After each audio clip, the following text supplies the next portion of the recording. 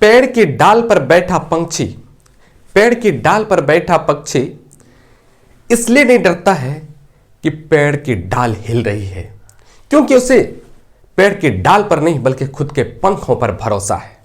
जोहार, आदाब, नमस्कार। मैं जुबैर अहमद। आज की जो मैं कहानी आपको सुनाने जा रहा हूं, ये कहानी बहुत ही शान रखती है, बहुत ही अपने आप में एक शान रखती है। बात दरअसल ये है, एक बार एक राजा कई सिपाहियों और सेवकों के साथ कहीं पर घूमने के लिए निकलते हैं और घूमने के लिए निकलते निकलते बहुत दूर तक पहुंच जाते हैं। और जब बहुत दूर तक पहुंच जाते तो एक बगल में जंगल होता है, वहां से टर्न लेते हैं और एक जगह पर पहुंचते हैं। एक जगह पर पहुंचते तो उन्हें भूख लगती है, तो सेवक कहता है कि जहां पनाह, क्या आपके लिए मैं खाना यहीं पर बना दूं? तो खाना बनाने का हुक्म हो जाता है। खाना बनाते हैं और जब खाना बना करके तैयार हो जाता है तो खाना खाने के लिए राजा साहब बैठते हैं। जब राजा साहब बैठते हैं तो उसको सब्जी में नमक कम होता है। जब सब्जी में नमक कम होने के एहसास कराते हैं तो सेवक को लगता है कि शायद आज मैंने कोई गलतियां कर दी। तो फिर कहते हैं राजा साहब से, जहां पनाह, आज बात दरअसल ये है कि नमक थी ही नहीं, इसलिए मैंने नहीं डाल पाया। तो राजा साहब हुक्म देते हैं कि जाओ बगल के गांव में, वहां किसी के यहां नमक लेकर के आ जाओ। तो जैसे ही जा ही रहे थे तो राजा साहब कहते हैं, एक बात का हमेशा ध्यान रखना, नमक उतना ही लेना जितना उसके बदले में उसे पैसे दे सको। सेवक थोड़ा सा मुस्कुराते हैं और सेवक को अजीब अटपटा लगा।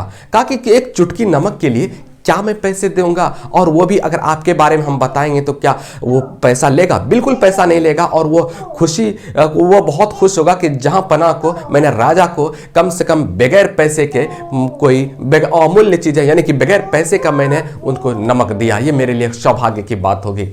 तो राजा साहब गुस्सा होते हैं और कहते हैं कि ये भूल कभी मत करना, छोटी चीजें ही बड़ी चीजें बनती है, छोटी बुराइयां ही बड़ी बुराइयों का न्योता देता है। मैं अगर ये बगल में पेड़ है, फल है, अगर मैं तोड़ूं तो मेरे सारे सिपाही और सारे सेवक सब मिलकर के पूरे पेड़ को खाली कर देंगे। मैं मानता हूं एक पेड़ की बहुत ज्यादा कीमत, एक फल की बहुत ज्यादा कीमत नहीं है, लेकिन जो जिम्मेदार व्यक्ति होती है उस जिम्मेदार व्यक्ति पर बहुत बड़ा प्रेशर होता है, बहुत बड़ी जिम्मेदारी होती है। ऐसे ही जिम्मेदार नहीं बन जाता, बहुत बड़ी जिम्मेदारी होता है।